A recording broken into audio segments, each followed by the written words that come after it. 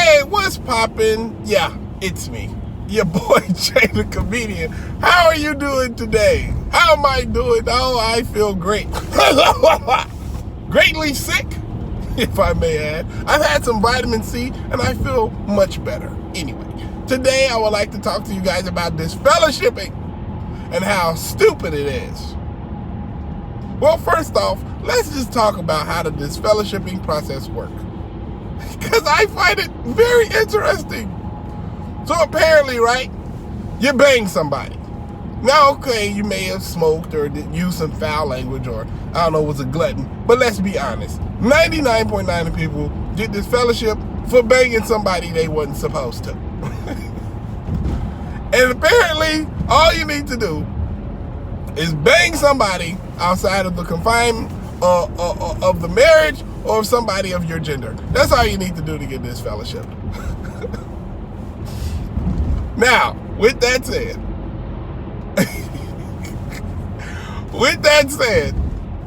this is how it works. So you're in the little back room of the Kingdom Hall. Now, the back room is usually for the people with the babies that can't stop crying, the disfellowship people, and the book study. When they had the book study. I don't know if they still do that, but it's been a while. I've been gone a while. But anyway, in this back room, after the meeting is over, 3 elders meet with you. So yeah, we're starting off already outnumbered by 3 idiots who think that they're messengers of God, just dispatching God's judgment on people. It's a judicial committee, even though the Bible, funny, says do not judge. But somehow Jehovah's Witnesses are like, nah, I think we're going to judge. But anyway, so the elders are back there. And they go over your case. They're very intrusive and they're asking questions. It's none of their goddamn business. And you'll definitely get disfellowship if you tell them it's none of your goddamn business. But you should tell them. But anyway, I digress. So after all this, they pray and ask God for his decision. Now, this is the thing. When communicating with God, it can be a funny thing. Because I've communicated with God before. I talked to him a lot when I was a Jehovah's Witness. And you know what he told me every time I talked to him? He told me some things I will never forget. Like once he told me, and another time he said, and I'll never forget the wise words that day I was really going through something when he, in great wisdom, told me, yes, that's what God has always told me. You see, because funny thing is, God doesn't speak through words, not even words that pop up in your head. God speaks through you through tingly feelings. At least that's what my understanding is. Every time somebody say, you know, I prayed to God and then all of a sudden I felt tingles all over my body. You know, every time I drink whiskey, I feel a tingle right in my chest, like a burning sensation. And you know what that tingle tells me? It tells me to drink more whiskey. Me and Tony Morris worship the same God. But see, the point is this. I know for a fact that at no point is God involved in their decision making. It's men making a decision, trying to say they're doing it with God's approval. Really? Because I don't remember God coming down and telling them, hey, you need to disfellowship him. Yeah, he's been boning everybody and everything. Don't even look at his pillows. They all have holes in them. You know what I'm saying? Like, I've never seen that happen. I've never even heard about that happening. So there are men making decisions. And then to come back, right? You pray to God. All right, God, I think I'm ready. I'm going to turn in my letter. You turn in your letter. I don't even think they pray to God and be like, hey, God, yeah, this guy turned in his letter. Is he ready? I don't even think they pray. I think they're like, yeah, no, not yet. So once again, it's not Jehovah making a decision. It's men. Like, I mean, come on, man. Am I telling the truth or am I not? And when they finally let somebody back in, when they finally put somebody back in, They say, oh, welcome back to, you came back to Jehovah. You came back to Jehovah. Thank you. See, this is the thing about being in this fellowship. I don't really know too many people who got this fellowship on purpose, outside of people who were trying to get out of a marriage, which is funny. They're like, oh, I hate this marriage. Time to bone somebody else. Hey, elders, yep, bone somebody else. I guess I gotta get this. I guess we gotta get a divorce. Sorry. But see, that's the thing. Most people don't get this fellowship on purpose. So how can you say that somebody left Jehovah? You know? That's like me having like my brother live with me, and then one day when he comes home, I got all this stuff packed up and thrown outside of my door, and I'll change the locks. And then and people are like, hey, what happened to your brother? Did your brother still live here? And I'm like, nah, he left. He didn't leave, he got kicked out. You didn't leave Jehovah, you got kicked out of his, not his organization. I almost said his organization. Hell no. You got kicked out of a cult. And the cult is trying to discipline you so they can get you further locked in, you know? They can't kick people out and then be like, oh, you know, you left. No, they were kicked out. Now, this is the thing. If I were to tell you that every time you say, I love God, I'll give you $100. How many times would you be out here saying, oh, I love God, I love God, I love God? You'd say it all the time, wouldn't you? But the thing is that, would you really love God? Or would you be just saying it to get $100? You see, you wouldn't want to have that asterisk on whether or not you love God. You know? Like, if you really want people to love God, or you really want genuine love for God, you wouldn't give money along with saying it, because you don't want that. You want genuine love.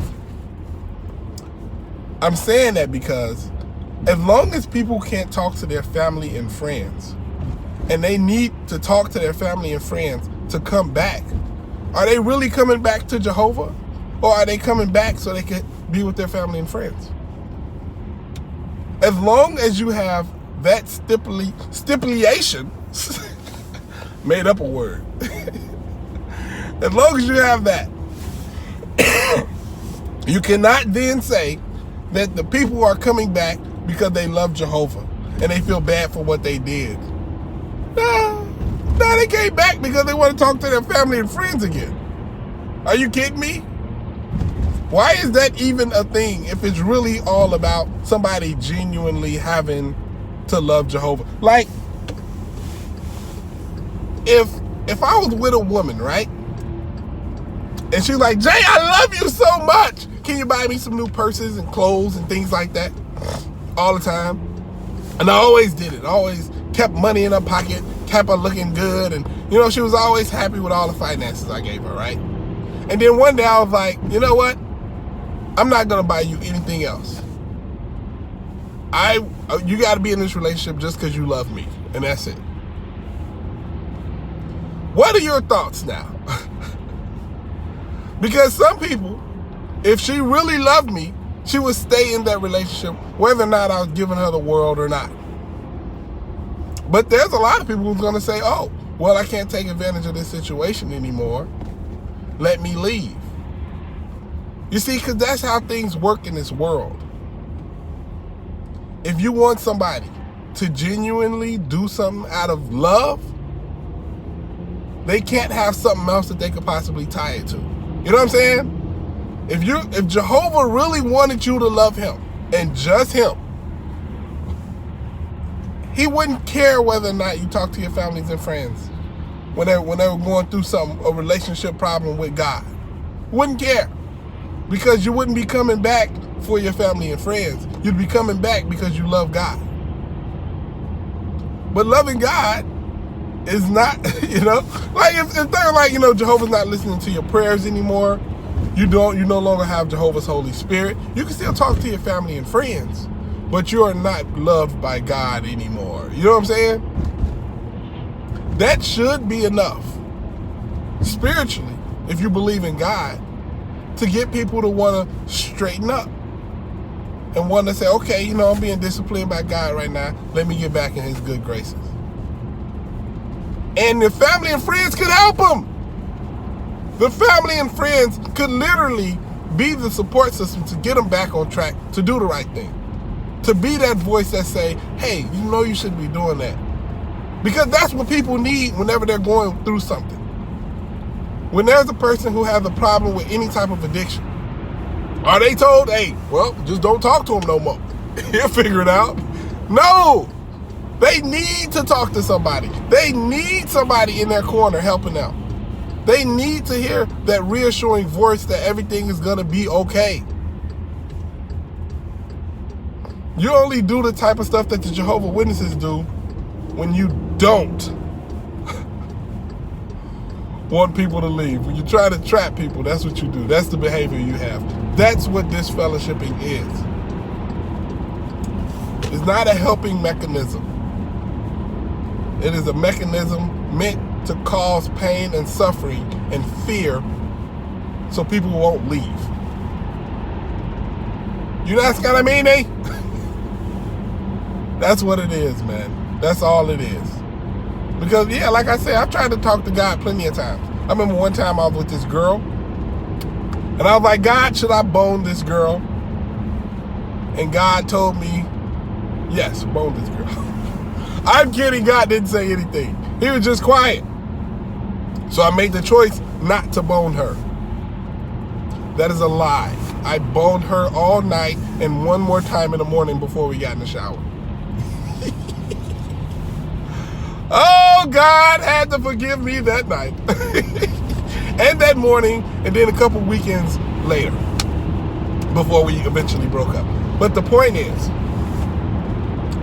disfellowshipping is not with God at all. And any God who would believe and do disfellowshipping is a stupid God, because shunning by your family and friends only makes you want to come back to talk to your family and friends, not for God. So, yeah, it's good to talk to y'all. It's always good to talk to y'all crazy people. I hope y'all having a great day. Hey, I'm still working on my comedy show, so if you would like to donate, I'm going to leave a link in the description. Please donate generously. If you'd like to help me do my 1-hour stand-up comedy special, it's in the description right down there, so check it out. I hope y'all having a great day. I'm having a great day. Subscribe if you haven't. Holla at your guala. Deuces.